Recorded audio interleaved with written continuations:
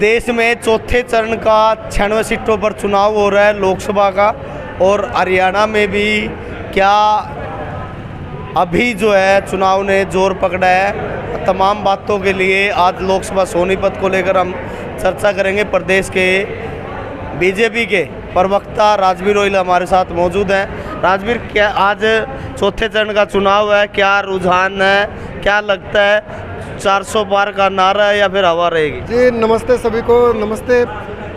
आज लोकतंत्र का पर्व है, इसमें हमारे चौथे फेज का आज चुनाव चल रहा है, जिसमें 96 सीटों पे आज चुनाव होने जा रहा है। मेरी जनता से अपील है, ज़्यादा से ज़्यादा वोट करें और अपने मत का प्रयोग करें। वोट कहीं भी दें लेकिन वोट ज़रूर दें। रही बात भारतीय जनता पार्टी की, तो भारतीय जनता पार्टी 400 पार का जो नारा है हमारा, जो जनता ने खुद दिया है, जनता खुद बोल रही है कि अब की बार 400 पार, अब की बार 400 पार करके मोदी जी को तीसरी बार प्रधानमंत्री बनाने का कार्य ये हरियाणा और भारत की जनता करने जा रही है।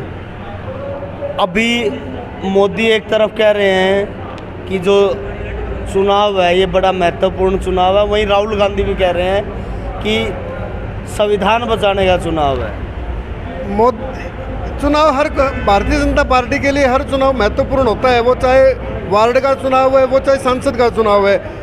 मोदी जी ने बार बार कहा है कि ऐसा अगर बाबा साहब अम्बेडकर खुद भी आ जाएं तो भी ये संविधान को वो खुद भी नहीं बदल सकते। तो कोई भी चुनी हुई सरकार की हिम्मत नहीं है कि वो संविधान को बदल देगी। ये सिर्फ एक भ्रम फैलाया जा रहा है, प्रोपेगेंडा किया जा रहा है विपक्ष के द्वारा, क्योंकि विपक्ष को 10 साल से नकार रखा है, भारतीय जनता पार्टी को अपना रखा है, मोदी जी की नीतियों को अपना रखा है। जनता मोदी जी की नीतियों पर विश्वास करिए। मोदी जी ने जो गारंटी दी है उन गारंटियों पे जनता खरी उतर रही है। और एक बात और मैं कहना चाहूँगा, मोदी जी ने जो विश्वास जताया, एक राष्ट्रवाद की जो भावना जगाई है पिछले 10 साल में, तो वो जन जन में बोल रही है। एक आत्मविश्वास आया जनता में कि भाई ये हमारी सरकार है। आज सरकार आपके द्वार है, सैकड़ों हजारों योजनाएं आज लोगों तक पहुंच रही हैं, जिसके कारण हम सिर्फ विकास के मुद्दे पर हम जनता से वोट मांग रहे हैं। अच्छा, भूपेंद्र हुड्डा अभी सोनीपत लोकसभा के दौरे कर रहे थे, एक बड़ी बात कह रहे थे। हालांकि वो अभी देश का चुनाव है लेकिन वो हरियाणा के मुद्दे उठा रहे हैं और हरियाणा के विधानसभा के जो चुनाव की बात कर रहे हैं। 6000 पेंशन हो जाएगी, इस प्रकार की बातें लोगों के बीच कर रहे हैं। भूपेंद्र हुड्डा सिंह को मतलब पूरा फोबिया हो रखा है उनको। ये चुनाव राष्ट्र का चुनाव है, ये लोकसभा का चुनाव है, ये कोई विधानसभा का चुनाव नहीं है।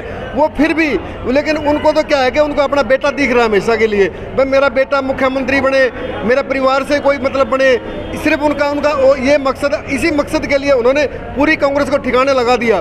उसमें चाहे आप राव इंद्रजीत सिंह को ले लो जिन्होंने निकलना पड़ा, चौधरी धर्मवीर सिंह को, रमेश को, ऐसे दर्जनों नाम है जिन लोगों को उसने मतलब कांग्रेस से बाहर कर दिया। और आज भी बहुत से कांग्रेसी दुखी हैं। वो चाहे किरण चौधरी ले लो आप, चाहे रणदीप सुरजेवाला ले लो, चाहे शैलजा ले लो, ठीक है। इन हर उस नेता को, इसने पोटेंशियल नेता को खत्म करने का काम किया, जो नेता से ये लग रहा था भाई ये नेता आगे बढ़ सकता है कांग्रेस में। आपका कैंडिडेट है मोहनलाल बड़ौली। लोगों में एक डर है कि ये जो कौशिक है ये वोट लेने के बाद, जीतने के बाद गायब हो जाते हैं।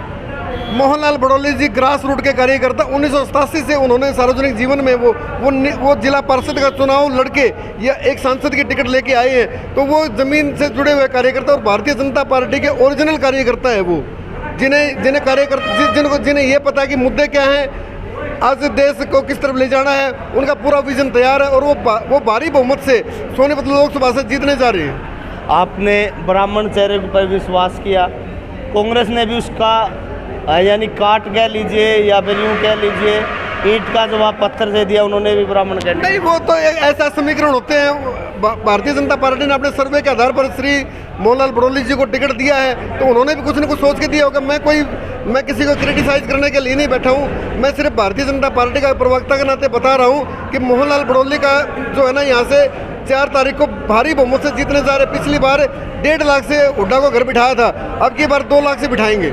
मनोहर लाल जी फीडबैक लेने के लिए पहुंचे थे, काफ़ी हालत खस्ता थी। चाहे अगर जातिगत आंकड़ों की मैं बात करूं, कई ऐसी जाति हैं जो सीधे तौर पर बीजेपी से बिल्कुल अब की बार जो है वो अलग है और वो डायरेक्ट अब की बार कांग्रेस को वोट कर सकते। मनोहर लाल जी ने जो 9.5 साल में बिना पर्ची बिना खर्ची 1,40,000 वोट दिए, 1,40,000 जो नौकरी दी है, वो नौकरी जाति के आधार पे नहीं दी, ना धर्म के आधार पे दी, वो मेरिट के आधार पे दी है। और वही मेरिट हमारा प्लस पॉइंट है, जिससे हम जनता में जाके अपनी वोट मांग रहे हैं कि अगर हमने काम किया तो हमें वोट दीजिए। हाँ, इसलिए मनोहर लाल का जो विरोध हो रहा है वो ज़्यादा ही आपने वो विरोध 2014 में भी वही लोग थे, 2019 में भी वही लोग थे जिन्होंने हमारा विरोध किया, और 2024 में वही लोग हैं। सिर्फ चिन्हित लोग हैं जिन्हें एक गरीब घर का जो मनोहर लाल भी सहन नहीं हुआ और नायब सैनी भी सहन नहीं हो रहा। उन्हें चाहिए सिर्फ सत्ता, और सत्ता भी इन्हीं घरानों के बीच में चाहिए उन्हें। भाई या तो कोई हुड्डा परिवार से हो या कोई चौटाला परिवार से हो, इन्हें अन्य तो वो भी पसंद नहीं है, जिसके कारण उन्हें बार बार मुँह की खानी पड़ रही है। जनता जागरूक है, जनता आने वाले समय में 4 तारीख को वोट की चोट से उनको जवाब देगी और उनको घर बिठाने का काम करेगी। आजकल बड़ा ज़बरदस्त चुनाव है करनाल का, काफ़ी हॉट सीट है, चाहे नायब सैनी का बाई इलेक्शन हो, चाहे मनोहर लाल का लोकसभा चुनाव, क्या रहेगा?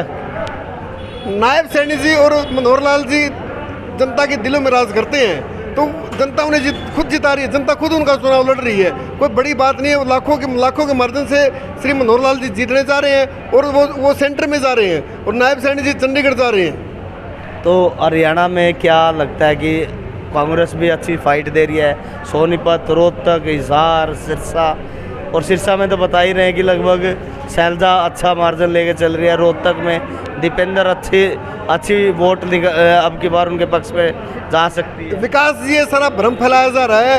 18 तारीख को मोदी जी गुहाना आ रहे हैं। कल श्री भजनलाल जी जो राजस्थान के हमारे मुख्यमंत्री जी ने यह भी नहीं पता था कि भाई तू मुख्यमंत्री बनेगा, वो पिछली लाइन में बैठे थे। तो भारतीय जनता पार्टी का कार्यकर्ता आखिरी तक बूथ पे लड़ता है, और भारतीय जनता पार्टी में आपको विश्वास दिलाता हूँ 10 के 10 सीटें भारतीय जनता पार्टी जीतने का काम करेगी। भजनलाल कहाँ आ रहे हैं? जुलाना में आ रहे हैं कल। ये देखिए, एक बड़ा खेला मैं कहूँगा। अब जातिगत जो जिन चीज़ों के लिए बीजेपी जानी जाती है, अभी तक लोगों को लग रहा था कि बीजेपी आसान सा चुनाव लड़ रही है, कोई बड़ी एक्टिविटी नहीं कर पा रही है, और ब्रह्मचारी का चुनाव भी एक बड़े नाम के साथ लड़ा जा रहा था। अब कहीं ना कहीं जिन चीज़ों को लेकर, जिन एक्टिविटियों को लेकर बीजेपी जानी जाती है, और लास्ट मोमेंट पर उनकी जो प्लानिंग है अब वो सामने आनी शुरू हो गई है। यानी ये 2 ब्राह्मण चेहरे सोनीपत सीट पर जो चुनाव लड़ रहे हैं, तो कल राजस्थान के मुख्यमंत्री एक बड़ा संदेश कहीं ना कहीं ब्राह्मणों में दे सकते हैं। उसका एक बड़ा मैसेज हो सकता है, जिसको लेकर बीजेपी लंबे समय से एक ये जो बड़ा पत्ता है वो फेंकने का प्रयास करेगी। क्योंकि आज दीपेंद्र हुड्डा लगातार रोड शो करेंगे ब्रह्मचारी के पक्ष में, वहीं उनका जवाब देने के लिए कल मनोहर लाल खट्टर और राजस्थान के जो सीएम हैं भजनलाल शर्मा, वो जुलाना अनाज मंडी पहुंचेंगे, और वहां एक बड़ा मैसेज खासकर ब्राह्मणों को लेकर दिया जाएगा।